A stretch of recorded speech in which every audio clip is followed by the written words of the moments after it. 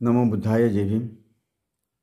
समता, स्वतंत्रता, बंधुता और न्याय, इन मूल तत्वों पर आधारित धम्म देने वाले विश्ववंदनीय तथागत भगवान बुद्ध भारतीय बौद्ध महासभा के संस्थापक तथा भारतीय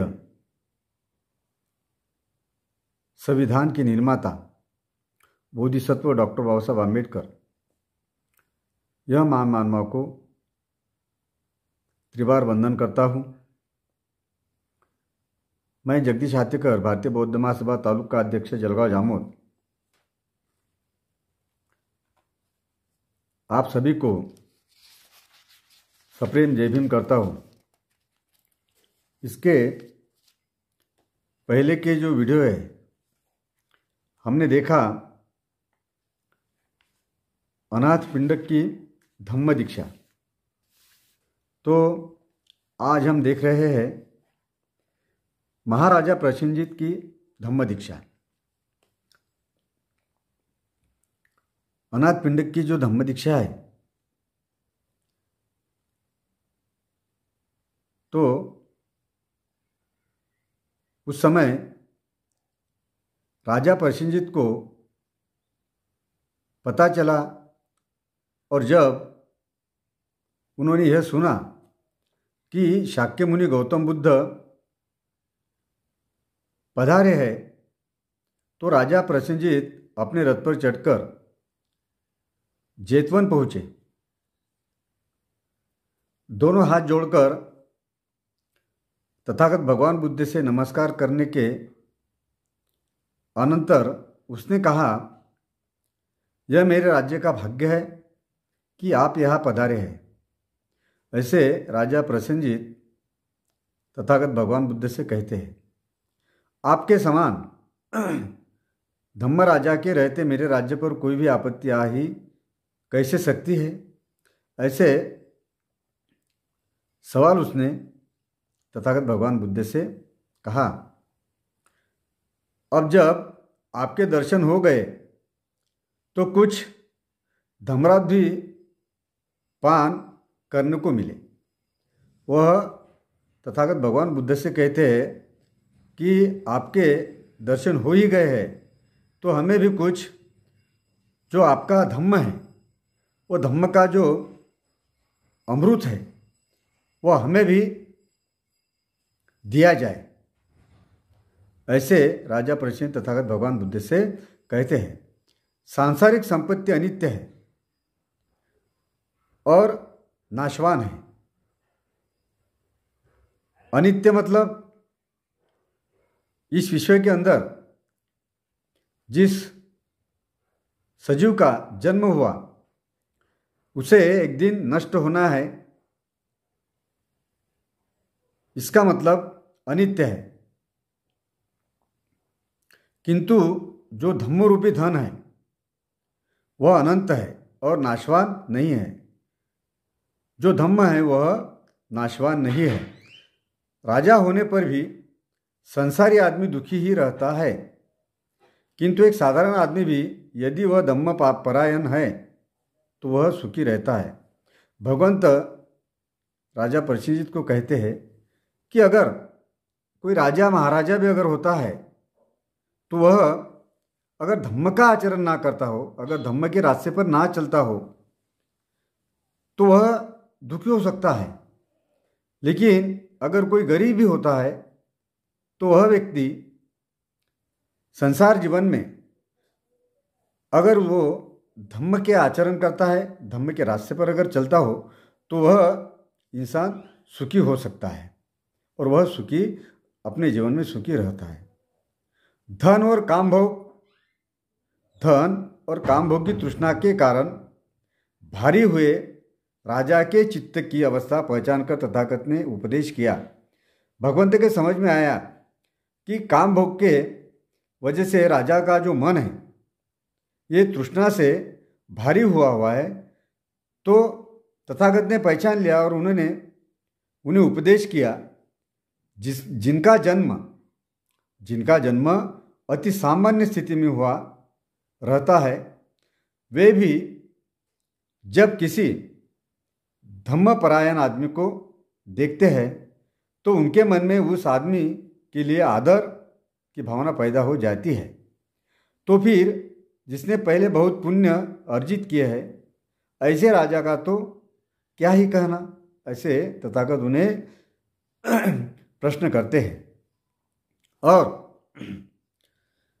और अब जब मैं संक्षेप में धर्मोपदेश देने जा रहा हूँ, महाराज मेरे शब्दों को, भगवंत कहते हैं महाराज मेरे शब्दों को ध्यानपूर्वक सुने और उन्हें हृदयंगम करें, मतलब अपने मन में बसा लीजिए।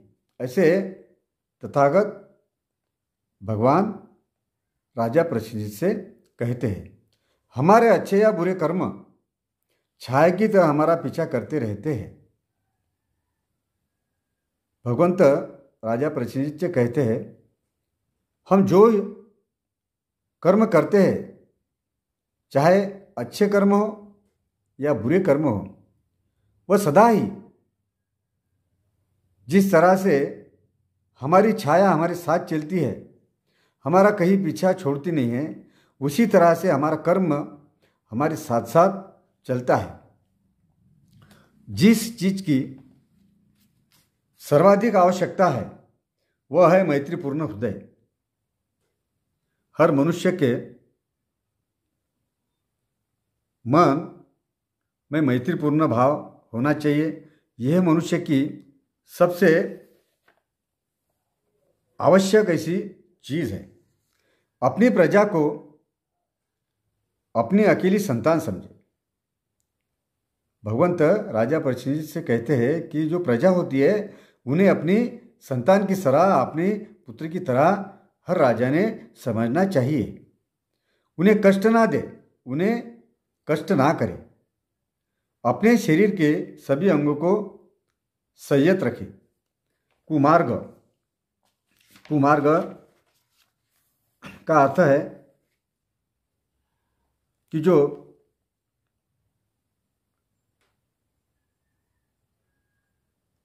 गलत कर्म होते हैं, जो गलत रास्ता होता है, वो रास्ता छोड़कर सन्मार्ग पर चले, दूसरों को नीचे गिराकर अपने को ऊपर न उठाए, दुखी को सुख और सांत्वन दे। अगर हम, भगवंत कहते हैं कि जो पराई व्यक्ति होती है, हम उन्हें नीचे दिखाने की कोशिश ना करें, उन्हें नीचे कभी ना दिखाए, और हम खुद को और व्यक्ति को नीचे दिखाकर हम खुद ऊपर उठने की कतई कोशिश ना करें। ऐसे भगवंत तथागत भगवंत राजा परीक्षित से कहते हैं।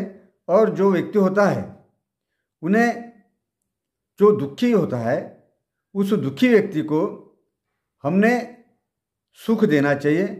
हमने उसके दुख में शामिल होकर हमने उनका सांत्वन करना चाहिए और उनके साथ हमने उनके दुख को बांट लेना चाहिए, ताकि उस व्यक्ति को सुख मिले।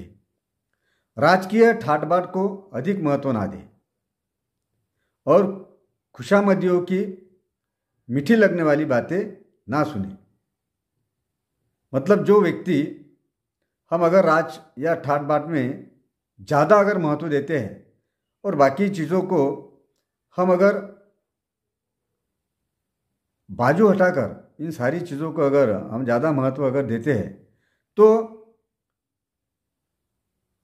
जो हमारे जो अड़ोस पड़ोस जो रहने वाले जो लोग होते हैं, वो हमें ज़्यादा हमारी जो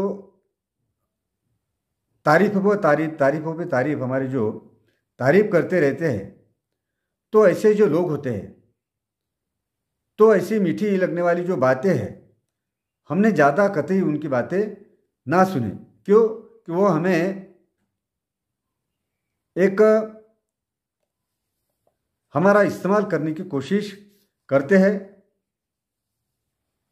ऐसे भगवंत राजा परीक्षित को कहते हैं, हमने अपने आप को काय क्लेश द्वारा पीड़ित करने से कुछ लाभ नहीं होगा, लेकिन धम्म और सुपथ का विचार करें। सुपथ मतलब अच्छा जो रास्ता है, उस रास्ते पर हमने चलना चाहिए जो तथागत भगवंत या राजा प्रसेनजीत को बताते हैं। हम चारों ओर से शोक तथा दुख की चट्टानों में घिरे हुए हैं और धम्म का विचार करने से ही हम इस दुख के पर्वत को लांघ सकते हैं। अगर हम अच्छे विचार अगर करते हैं, अगर हम धम्म की विचारधारा पर अगर चलते हैं, तो कितनी ही चट्टानें आए, कितने ही कठिनाई आए, कितने ही दुख अगर आता है, तो हम उस दुखमय पर्वत को हम पार करके जा सकते हैं, ऐसे तथागत राजा प्रसेनजीत को कहते हैं। तब अन्याय करने में लाभ ही क्या है? तब अन्याय करने में लाभ ही क्या है, ऐसे भगवंत कहते हैं। सभी बुद्धिमान शारीरिक ऐशो आराम की उपेक्षा करते रहे। वे कामनाओं से दूर रहकर अपना आध्यात्मिक विकास करने के लिए प्रयत्नशील रहते हैं। जब कोई वृक्ष आग से झुलस रहा हो, तो पक्षी उस पर अपने घोंसले कैसे बना सकता है? अगर किसी पेड़ के ऊपर अगर अग्नि हो या आग हो, तो कोई पक्षी उस जिस आग से पेड़ अगर भरा हुआ हो, अगर झुलसता हो अगर हुआ हो, तो कोई पक्षी उस पर अपना घोंसला बना सकता है? ऐसे राजा प्रसेनजीत से भगवंत कहते हैं, जहाँ राग का निवास है वहाँ सत्य कैसे टिक सकता है?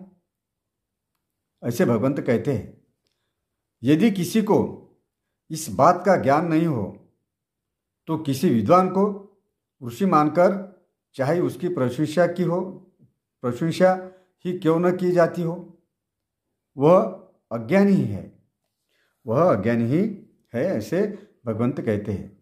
जिसे यह ज्ञान प्राप्त है, उसे ही प्रज्ञा की प्राप्ति होती है।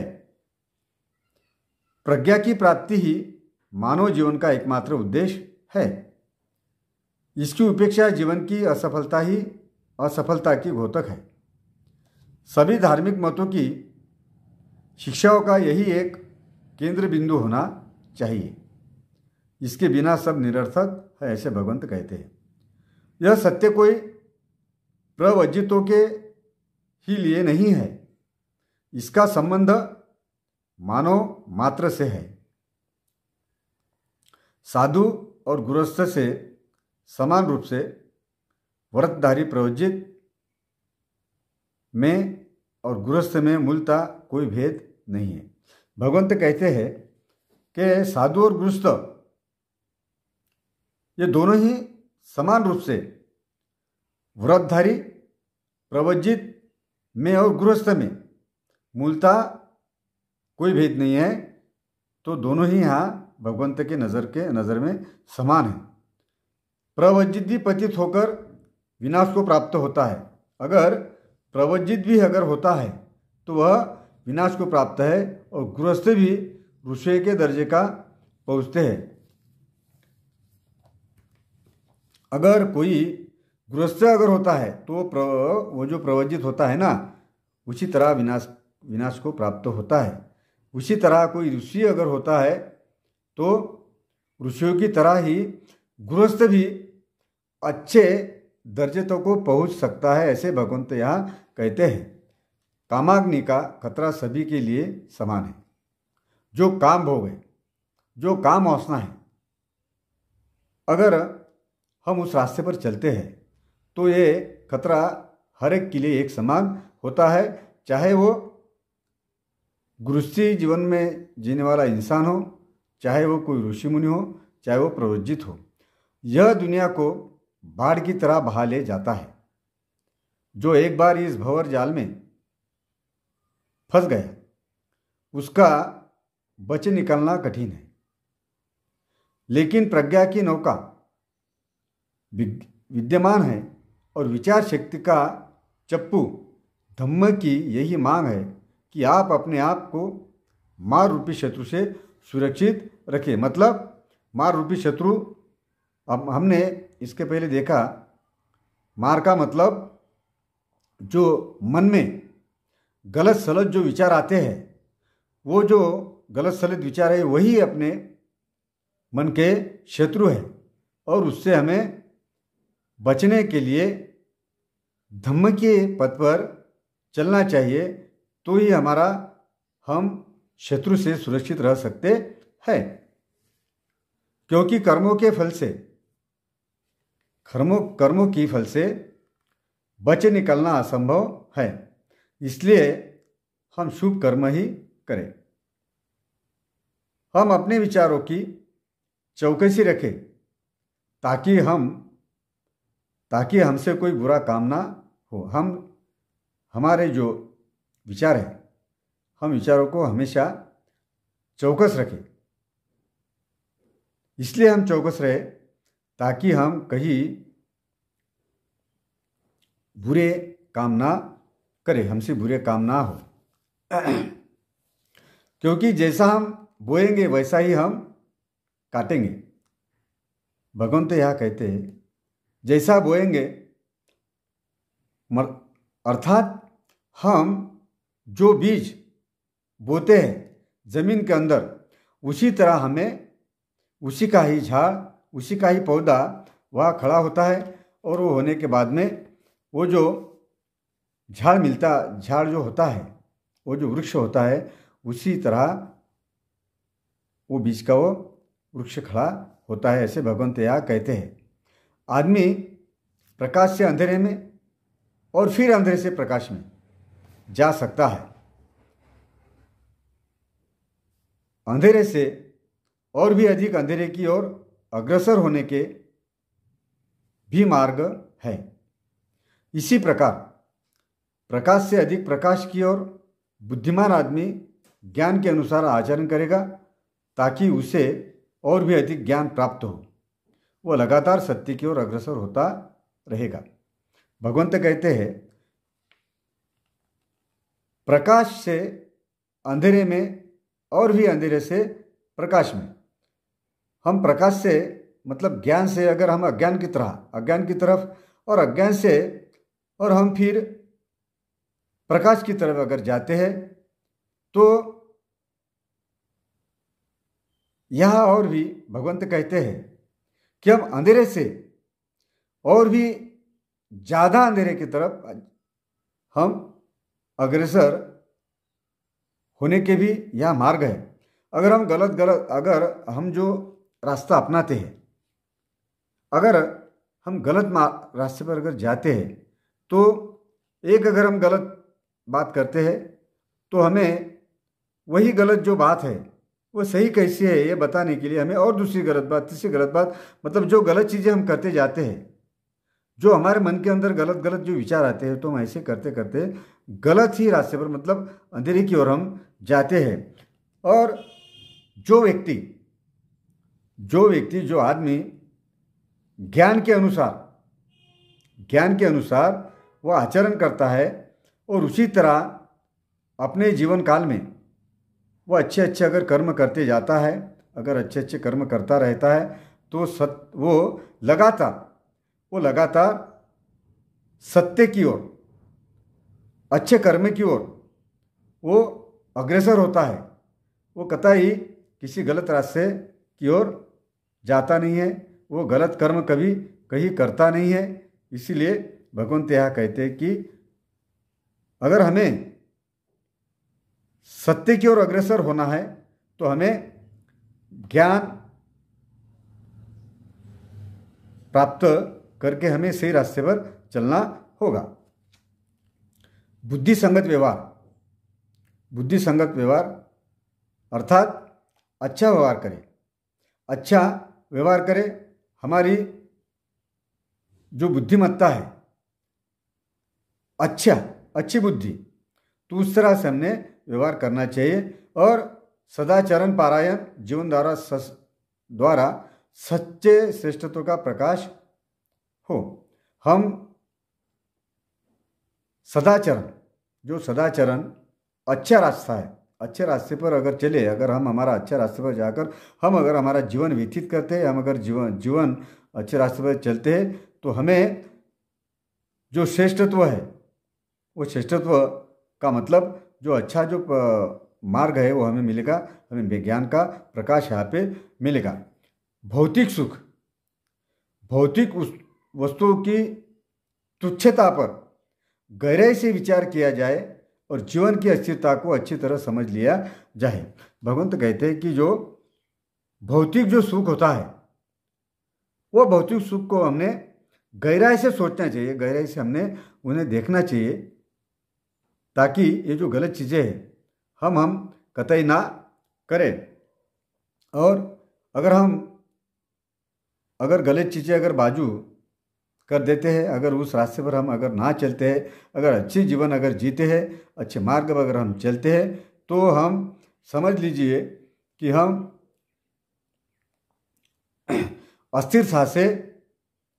अस्थिरता को अच्छी तरह से समझ लेते हैं। ऐसे भगवंत यहाँ कहते हैं। अपने विचारों को ऊंचा उठाओ। बच्चे जो अपने जो अच्छे विचार है, हमें उन्हें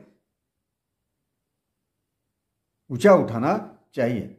श्रद्धा और दृढ़ता को अपनाओ।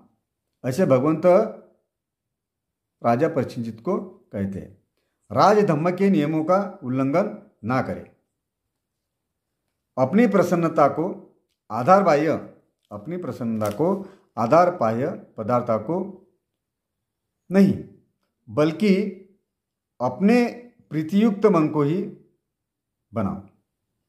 इससे सुदूर भविष्य तक के लिए तुम्हारा यश अमर रहेगा। राजा ने बड़े ध्यान से तथागत के अमृत वचनों का पान किया। अर्थात राजा परीक्षित ने, तथागत भगवान बुद्ध ने यहाँ जो अपने अमृत जो वचन बताए, उन्हें अच्छी तरह से यहाँ ग्रहण किए, पान किया अर्थात ग्रहण किए, और हर वचन को हृदय गम किया, मतलब हमारे अंतर्मन में संग्रहित किए। उसके जीवन पर्यंत उसने, राजा परीक्षित ने जीवन पर्यंत अर्थात आजीवन उपासक बने रहने की इच्छा से तथागत की शरण की। तथागत की यहाँ राजा परीक्षित ने तथागत भगवंत को कहा कि मैं आपके मरणोपरांत आपका उपासक बने रहूँगा। ऐसे तथागत भगवान बुद्ध को राजा परीक्षित यहाँ कहते हैं, और भगवंत से वो उपासक की धम्म दीक्षा लेते हैं। नमो बुद्ध।